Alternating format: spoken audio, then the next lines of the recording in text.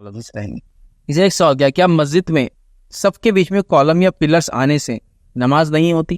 تو دیکھیے مسجد کے اندر اگر صفوں کے بیچ میں کالمز ہیں تو نبی اکرم صلی اللہ علیہ وسلم نے ابن ماجہ کی ایک روایت اس میں بیان کیا کہ کالمز جب مسجد کے بیچ میں آتے ہیں اس میں نماز نہیں پڑھنا چاہیے.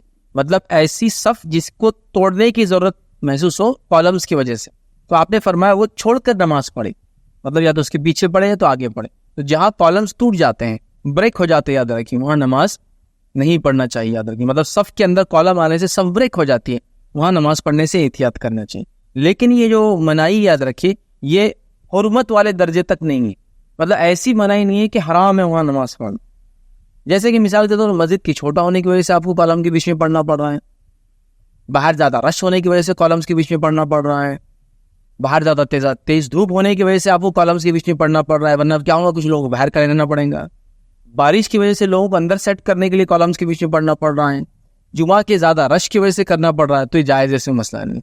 مطلب یہ جو ممانعت ہے یہ حرمت کے درجے والی نہیں ہے کہ حرام ہے اس کے بیچ میں پڑھنا، لیکن اگر آپ احتیاط کر سکتے تو بالکل احتیاط کریں.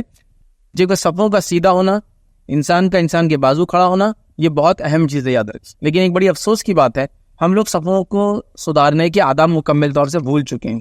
نبی اکرم صلی اللہ علیہ وسلم کے زمانے میں صفیں کیسی بنتی تھی، بلکہ آپ نے تو یہاں تک فرمایا کاش کہ تم ویسی صفیں بناتے جیسے فرشتے آسمانوں میں صفیں بناتے ہیں. کیسی صفیں بناتے ہیں؟ جب فرشتے کھڑے ہوتے ہیں تو قدم سے قدم لگاتے ہیں، کاندھے سے کاندھا لگاتے ہیں، مطلب ان کی صفوں کے بیچ میں گیپ نہیں ہوتا ہے. اور صفوں کے بیچ میں گیپ ہونے سے کیا ہوتا ہے معلوم؟ نبی اکرم صلی اللہ علیہ وسلم فرمایا جب تم صفوں کے بیچ میں قدم سے قدم نہیں ملاتے ہو تو کیا ہوتا ہے؟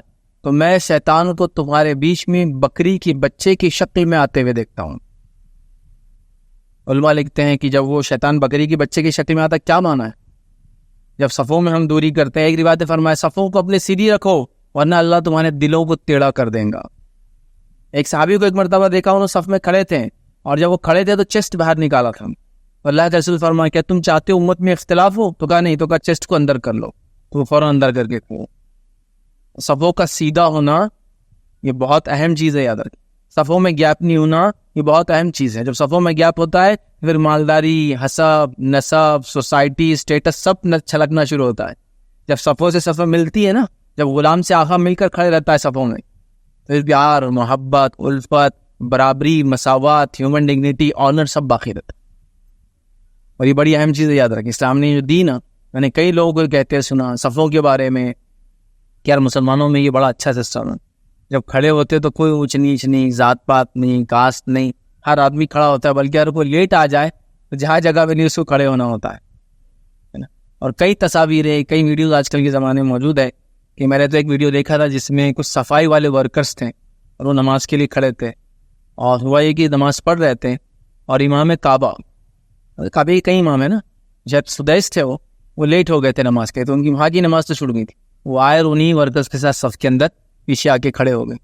مطلب کوئی ان کو فضیلت نہیں ہے کہ وہ آئیں گے تو وہ ورکر ہٹ جائیں گا، امام کعبہ جا کے کھڑے ہونے کچھ بھی نہیں آتا.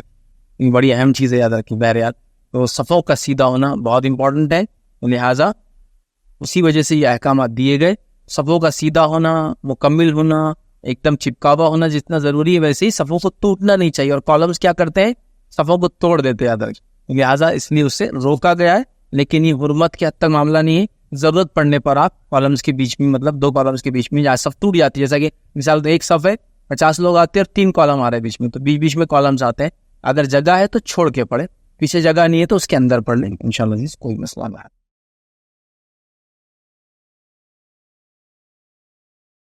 السلام علیکم. آپ بھی ہمارے اس کام میں تعاون کریں اپنی زکات و صدقات کے ذریعے. ڈونیشن ڈیٹیلز کے لیے ڈونیٹ اس پر کلک کریں. اگر آپ کو ہمارے ویڈیوز پسند آئے ہیں تو اسے شیئر کریں اور ثواب کے حقدار بنیں. روزانہ ہمارے ویڈیوز کو پانے کے لیے ہمارے YouTube چینل کو سبسکرائب کریں اور بیل آئکن دبائیں. ہم سے دیگر سوشل میڈیا پر جڑنے کے لیے ویڈیو میں دیے گئے آئی ڈی کو سرچ کریں. جزاک اللہ.